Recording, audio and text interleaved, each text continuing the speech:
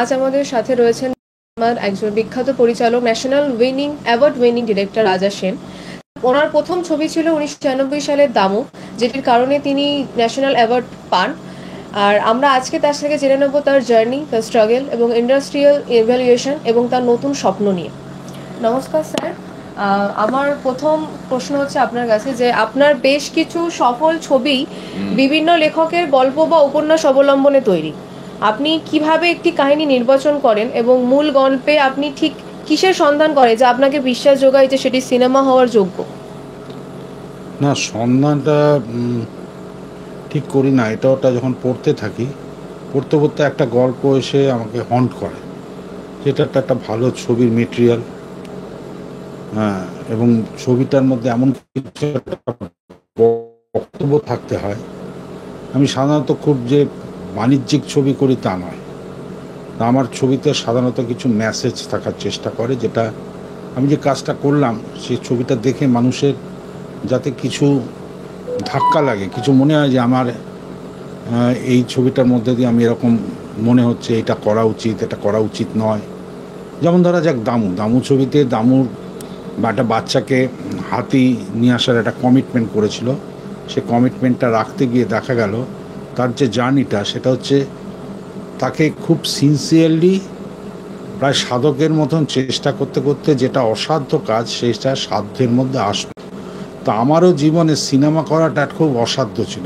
আমি নিম্ন মধ্যবিত্ত ঘরের ছেলে, যাদবপুরে থাকি। একটা চলচ্চিত্র ফিল্ম মেকার হতে অত সহজ নয়। তো তার জন্য অনেক সাধনা করতে হয়, একনিষ্ঠভাবে, একাগ্রতা নিয়ে, সরলতা নিয়ে, বিশ্বাসের সঙ্গে সেটা নিয়ে লেগে থাকতে হয়। তবে আমি সিনেমা করতে পারলাম। ঠিক সেরকমই দামও ওরভাবে লেগে থেকে সে একটা হাতি রিঙ্কুর জন্য জোগাড় করে দিতে পারে। তো এরকম করে দামু যখন করলাম, শ্রেষ্ঠ শিশু চলচ্চিত্র হলো। তারপরে ভাবলাম যে একটু বয়স্ক লোকদের নিয়ে কাজ করি। তখন আমি আত্মীয় স্বজন করলাম। সেখানে নায়ক নায়িকা হচ্ছে বৃদ্ধ এবং বৃদ্ধা, সৌমিত্র চ্যাটার্জি এবং সুপ্রিয়া দেবী। তারপরে আমি ইয়াংদের নিয়ে ভাবলাম একটা যুবকদের নিয়ে করব। সেটা মহাশ্বেতা দেবীর মার্ডারের মা বলে একটা গল্প আছে, সেখান থেকে চক্রব্যূহ বলে একটা ছবি করলাম। এরকম করতে করতে কখনো মনে হলো একটা ক্লাসিক করি। ক্লাসিক করতে গিয়ে বঙ্কিমচন্দ্র চট্টোপাধ্যায়ের কৃষ্ণকান্তের উইল করলাম। বা কখনো মনে হলো যে রবীন্দ্রনাথের, সেটা বোধহয় 125 বছর, কেন রবীন্দ্রনাথের একটা গল্প নিয়ে আমি ছবি করি। তারপরে আবার খুব আধুনিক ছবি করলাম, বা কোনো বিশেষ করে আমার এই যে নারীর সংগ্রাম, সেই নিয়ে ছবি করতে বেশি ভালো লাগে। এবং সেক্ষেত্রে আমি খাঁচা বলে একটা ছবি করেছি, বা দেবীপক্ষ বলে ছবি করেছি। তা আমার এক এক সময় মনে হয় যে এই রকম একটা গল্পের ইমেজ পেলে আমি ছবি করব। তখন গল্প উপন্যাস পড়তে গিয়ে যেটা তখন যখন ওর ধাঁচের একটা পাই যে আমার পছন্দের ভালো লাগা, তখন সেটা আমি সিনেমা। আপনি যে স্যার বললেন যে ল্যাবরেটরি, রবীন্দ্রনাথ ঠাকুরের ল্যাবরেটরির গল্প যেটা ছিলেন তখনকার সময় আপনি ক্যামেরায় তুলে ধরেন, এবং আপনার সেই আনুগত্য কতটা ছিল, বা আপনি যে সিনেমার প্রয়োজনে আপনি কতটা স্বাধীনতা নেন। তো এখনকার টাইমে দাঁড়িয়ে তখনকার সময় তখন এই উপন্যাসটাকে সিনেমায় তুলে ধরা কতটা কঠিন কাজ ছিল আপনার পক্ষে? না, আমাদের ডিরেক্টরদের বরং পিরিয়ডিক্যাল ছবি করতে ভালো লাগে, কারণ পিরিয়ডটাকে আনতে গেলে অনেক বেশি মনোনিবেশ করতে হয়। মানে তখনকার সময়কার ফার্নিচার, তখনকার সময়কার কস্টিউম, তখনকার সময়কার ডিটেলগুলো, প্রপস, রিকুইজিশন, তার হাঁটা চলা, চলন বলন, সব কিছুকে পিরিয়ডিক্যাল আনতে গেলে আমাদেরকে অনেক বেশি পরিশ্রম করতে হয়। আধুনিক একটা গল্প, যেরকম তুমি একটা সালোয়ার কামিজ পরেছো, আমি একটা শার্ট পরে আসছি, এটা নিয়ে কাজ করতে যেখানে ইচ্ছে বসে গেলাম।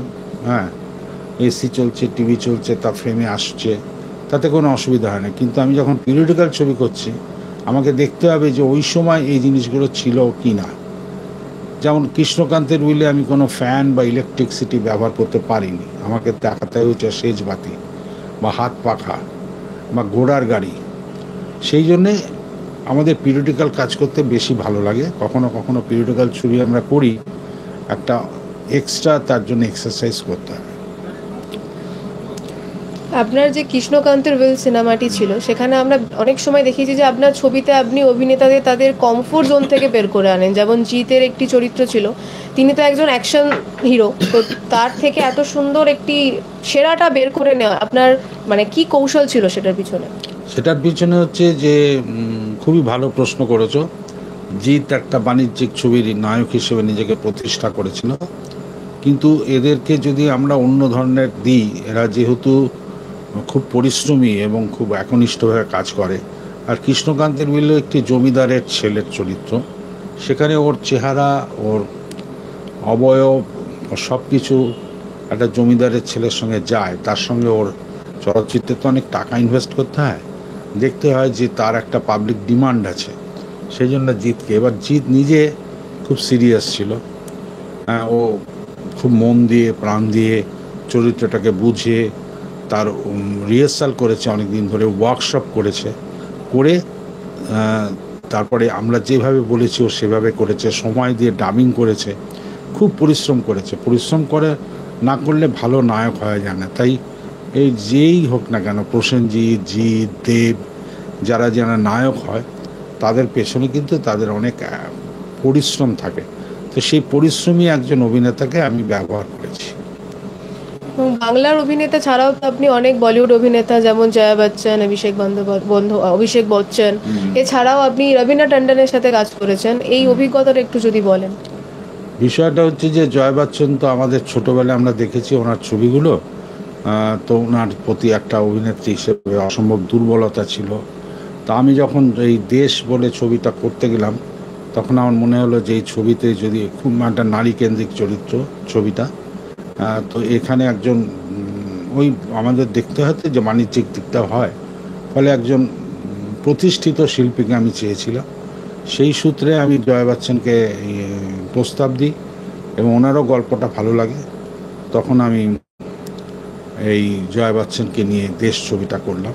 আবার রবীন্দ্রনাথ ট্যান্ডনকে নেওয়ার পেছনে মূল কারণ, ল্যাবরেটরিতে রবীন্দ্রনাথ যে গল্পটা লিখেছেন সেটা একজন পাঞ্জাবি মেয়ের একটা বাঙালির সঙ্গে বিবাহ হয় এবং তারপরে তার যে ঘটনা প্রবাহ, ফলে পাঞ্জাবি মেয়ের যে মানে তার চারিত্রিক গঠনটা ছিল ল্যাবরেটরিতে, শুধু শারীরিক না, চারিত্রিক গঠনটার মধ্যে যে বিদ্রোহী ভাবটা ছিল, সেই বিদ্রোহী ভাবটা সাধারণত বাঙালিদের মধ্যে হয় না। বাঙালিরা একটু নরম, নম্র, বিনয়ী হয়, কিন্তু এখানে চরিত্রটা কিন্তু অনেক অতটা নম্র বিনয়ী না, সে খুব কঠিন বৈপরীত্যের চরিত্র, খুব মানে তীব্র প্রতিবাদী চরিত্র এবং সংগ্রামী চরিত্র। যে সংগ্রামটা বাঙালি মেয়েদের থেকে পাঞ্জাবি মেয়েদের মধ্যে বেশি বলেই মনে করেছেন রবীন্দ্রনাথ ঠাকুর। ফলে এখানে মূল চরিত্র উনি একটি পাঞ্জাবি মেয়েকে দিয়েছিলেন, কিন্তু তাকে বিবাহ দেয় একটি বাঙালি পরিবারে, ফলে একটা বাংলার সঙ্গে তার সংযোগ ঘটায়। ফলে আমিও আর্টিস্ট হিসেবে রবীন্দ্রনাথ ট্যান্ডনকে নিলাম, শুধু সে রবীন্দ্রনাথ ট্যান্ডন বললে নয়, কারণ চরিত্রটার মধ্যে একটা পাঞ্জাবি মেয়ের যে ঋজুতা, সে ঋজুতার প্রয়োজন ছিল। এবং স্বাভাবিকভাবে এই সব প্রতিষ্ঠিত শিল্পীরা যেভাবে নিজেদেরকে পরিশ্রম করে তৈরি করে, রবীন্দ্রনাথ ট্যান্ডনও নিজেকে তৈরি করেছিল এবং অভিনয় করেছিল, যেমন রঘুবীর যাদব করেছিল, যেমন রঞ্জন শ্রীবাস্তব করেছিল। সুতরাং এরা সব ভালো ভালো অভিনেতা অভিনেত্রী এবং এরা নিজেদেরকে খুব পরিশ্রম করে অভিনয় করে। ফলে আমি তাদেরকে নেওয়াতে দেখেছি তাদের সিনসিয়ারিটি, তাদের এই ভালো অভিনয় করবার চেষ্টা, খিদে, ফলে সেগুলো আমি কাজে লাগিয়েছি। আচ্ছা, এখন তো এখনকার যে বর্তমান পরিস্থিতি, সেখানে বাংলাদেশের অনেক অভিনেতা যেমন মোশাররফ করিম বা চঞ্চল চৌধুরীর মতো অভিনেতা, যারা আমাদের পশ্চিমবাংলার দর্শকদের কাছে খুবই জনপ্রিয়, তো আপনি কি মনে করেন যে দুই বাংলার অভিনেতাদেরকে নিয়ে কি একসাথে কাজ করার পরিকল্পনা যেতে পারে, এবং যদি সেই কাজ হয় তাহলে এই শিল্পের বিকাশ কিভাবে সম্ভব বলে আপনি মনে করছেন? না, দুই বাংলার শিল্পী নিয়ে কাজ করা উচিত। দুই বাংলার চলচ্চিত্রের একটা সংযোগ হওয়া উচিত। সেটা বারবার প্রচেষ্টা হয়েছে, কিন্তু সফল হচ্ছে না, কারণ রাজনৈতিক কারণে বাংলাদেশের সঙ্গে আমাদের দেশের কিছুতেই বেশি দিন সমঝোতা থাকছে না। বিশেষ করে ইদানিং তো সম্পর্কটা খুব কঠিন হয়ে দাঁড়িয়েছে। ফলে এই যে যেটা করলে খুব ভালো হতো, যেটা তুমি বললে যে মোশাররফ করিম বা চঞ্চলের মতন, যেমন বহুদিন আগে সত্যজিৎ রায় ববিতাকে নিয়ে করেছিলেন অশনি সংকেত, তো সেরকম কাজ করতে পারলে খুব ভালো হতো, কিন্তু দুর্ভাগ্যবশত রাজনৈতিক কারণে সেটা পরিষ্কারভাবে হয়ে উঠছে না, অনেক ডিফিকাল্টিস হচ্ছে। এবং আমরা যদি ওদের শিল্পীদের নিয়ে করিও, তাহলে যে আমরা বাংলাদেশে এটা রিলিজ করতে পারছি না। হ্যাঁ, ফলে আমাদের তো এত বড় একটা সিনেমা মানে তো অনেক টাকার ব্যাপার, একটা বিশাল টাকার লগ্নি করতে হয়। সেই লগ্নির টাকাটা তোলবার জন্যেও এই ধরনের যদি একটা বাণিজ্যিক সমঝোতা হতো, যে বাংলাদেশের শিল্পী এবং আমাদের শিল্পী নিয়ে একসঙ্গে কাজ হলো এবং সেটা বাংলাদেশেও রিলিজ করতো, তাহলে খুব আদর্শ হতো এবং খুব ভালো হতো। কিন্তু দুর্ভাগ্যবশত এটা হচ্ছে না। যদি হয় তাহলে বাংলা চলচ্চিত্র উপকৃত হবে এবং আমিও এটা করব, কিন্তু ভালো হতো ব্যবসায়িক দিক থেকে, শিল্পের দিক থেকে সব মিলিয়ে সুস্বাস্থ্যের চেহারা নিত। কিন্তু ওই যেটা বলছিলাম যে দুর্ভাগ্যবশত রাজনৈতিক একটা বিভেদের মধ্যে দিয়ে আমরা আছি পররাষ্ট্র নীতিতে, ফলে আমাদের এই কাজটা ঠিক হচ্ছে না, কিন্তু হলে ভালো হতো। স্যার, আপনি যে বললেন রাজনৈতিক ব্যাপার, তো এখানে একটা খুবই গুরুত্বপূর্ণ প্রশ্ন করতে চাইছি যে টলিউড কি তাহলে এখন মানে গোষ্ঠীগতভাবে রাজনৈতিক? কারণ এখানে মেধার থেকে বেশি কি প্রভাবকে বেশি গুরুত্ব দেওয়া হচ্ছে? আমি যে বাংলাদেশের শিল্পী আর আমাদের শিল্পী নিয়ে কাজ করার যে রাজনৈতিক কারণ, সেটা আর এই যে টালিগঞ্জের, এটা দুটো আলাদা। ওটা তো দুই রাষ্ট্রের নীতিগত সমস্যা হচ্ছে, দুই রাষ্ট্রের পররাষ্ট্রগত সমস্যা হচ্ছে। এর সঙ্গে টালিগঞ্জের রাজনীতি এটা তো মিলিয়ে দেওয়া যাবে না। আপনি কি তাহলে মনে করছেন যে এখানে মেধার থেকে প্রভাবকে বেশি গুরুত্ব দেওয়া হয় এখন টলিউডে? ওটা তো আলাদা একটা ব্যাপার। বাংলাদেশের সঙ্গে ব্যাপারটা তাহলে চুকে গেল যে বাংলাদেশের সঙ্গে পররাষ্ট্রীয় রাজনৈতিক আমাদের সমঝোতা এখন এই মুহূর্তে নেই বলে আমরা ওই কাজটা করতে পারছি না। আর আমাদের এখানে এটা ডিফারেন্ট। এখানে রাজনৈতিক কারণ মানে ইদানিং আমি খুব একটা কাজ করছি না, ফলে রাজনৈতিক বাধার কোনো সম্মুখীনও হয়নি, কোনো অসুবিধাও হয়নি। আমি এই মুহূর্তের কি অবস্থায় টালিগঞ্জ চলছে সেটা আমার কাছে পরিষ্কার না, আমি ঠিক জানি না।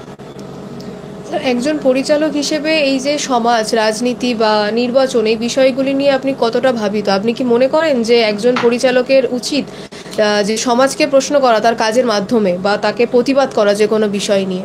অবশ্যই আমার ছবিগুলো তাই করে এসছে, যেমন চক্রব্যূহ বলো, দেবীপক্ষ বলো, দেশ বলো, সব কিছুই খুবই সাম্প্রতিক রাজনৈতিক। আমি যখন ছবি করেছি সেই সময়কার সাম্প্রতিক রাজনৈতিক পরিপ্রেক্ষিতে মানে তার পরিপ্রেক্ষিতেই ছবি করেছি। এখন আমাদের বাস্তবে কোভিডের পরে এই সমসাময়িক সময় নিয়ে ছবি করা, এগুলো খুব বাধাপ্রাপ্ত হয়ে আছে, একটু স্বাভাবিকতার অভাব হয়েছে। আর এই মুহূর্তে এই কোভিডের পর থেকে আমার ছবি হয়নি, ছবি করার চেষ্টা করছি। তো একটা অস্থিরতাকে কাটিয়ে তোলার বিষয়বস্তু নিয়েই ছবি করার ইচ্ছে,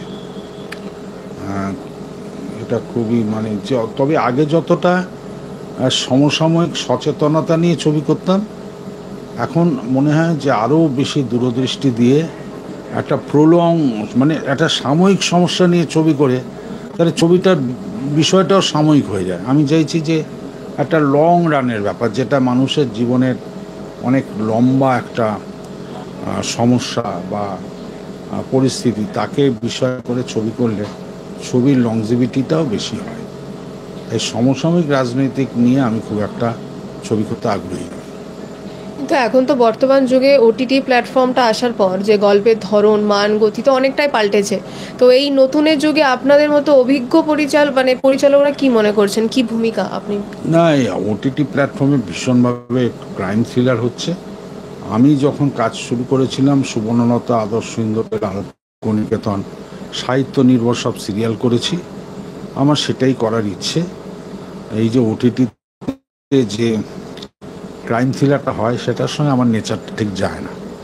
এটা হচ্ছে হবে, সবসময় যুগ আসে, আমাদের আগের ডিরেক্টরদের অনেকেই ভুলে গেছে। এই তো আজকে দেখছিলাম মঞ্জু দে বলে আমাদের একজন পরিচালক ছিলেন, তার অনেক ছবি, তাকে আজকে 100 বর্ষ, আজ এই সময়টা তার 100 বর্ষ চলছে, কিন্তু তাকে সব ভুলেই গেছে।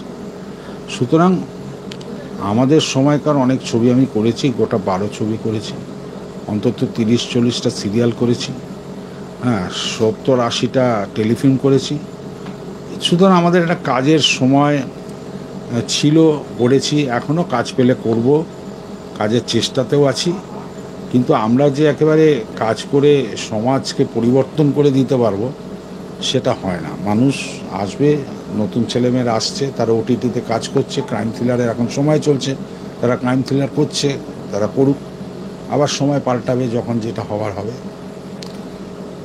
কিন্তু অনেক সময় আমরা দেখি যে মানে এই হিন্দি বলুন বা বাংলা সিনেমা বলুন, দুই ক্ষেত্রে দেখা যায় যে মুসলিম কোনো বিশেষ চরিত্রকে একটু আলাদাভাবে দেখানো হয়, মানে বেশিরভাগ ক্ষেত্রে গতানুগতিক বা একটু নেতিবাচক হিসেবে দেখানো হয়। তো পরিচালক মতে আপনার কি, মানে আপনি কি ভাবছেন যে এটাই সামাজিক বিভাজন ঘটাচ্ছে? কিভাবে একটা মুসলিম চরিত্রকে ন্যাচারালভাবে উপস্থাপনা করা যেতে পারে, নেতিবাচক না দেখে? আমি দেখো, আমি একটা ছবিতেই সুযোগ পেয়েছি, পূর্ণানন্দজি মহারাজের উপর একটা ছবি করেছিলাম। তার যে সহযোগী ছিল, তিনি যার উপর সবচেয়ে বিশ্বাস করতেন, সেই চরিত্রটি একটি মুসলিম চরিত্র ছিল, অর্থাৎ খুব পজিটিভ ক্যারেক্টার ছিল। সুতরাং আমি তো সেই ছবি করার সুযোগ পেয়ে তাই করেছিলাম। তো আমাদের সাহিত্যে আমি যে গল্পগুলো আসি, সেখানে আমি মোটেই রাজি নই যে একটা মুসলিম বলেই তাকে নেগেটিভ দেখাবো এবং তার মধ্যে একটা নেগেটিভটা থাকবে, সেটা আমি বিশ্বাসী নই। মানুষ পজিটিভ হয়, মানুষ নেগেটিভ হয়, তার মধ্যে ধর্মের কাছে নয়। অনেক হিন্দুরাও নেগেটিভ হয়, অনেক মুসলিমরাও পজিটিভ হয়। আমি বাংলাদেশে প্রায় গেছি এবং আমার প্রচুর বাংলাদেশি বন্ধু আছে, তাদের আতিথেয়তা পেয়েছি, তাদের সঙ্গে ভালো সম্পর্ক আছে, আমার অনেক পারিবারিক ঘনিষ্ঠ সম্পর্ক আছে। সুতরাং ধর্মের ভিত্তিতে মানুষের মন পরিবর্তন হয় বলে আমি মনে করি না। মানুষের নিজস্ব নেচারে তারা সুন্দর হয়, আবার অসুন্দর হয়। সে হিন্দুও হতে পারে, মুসলিমও হতে পারে, এটাই আমি বিশ্বাস করি।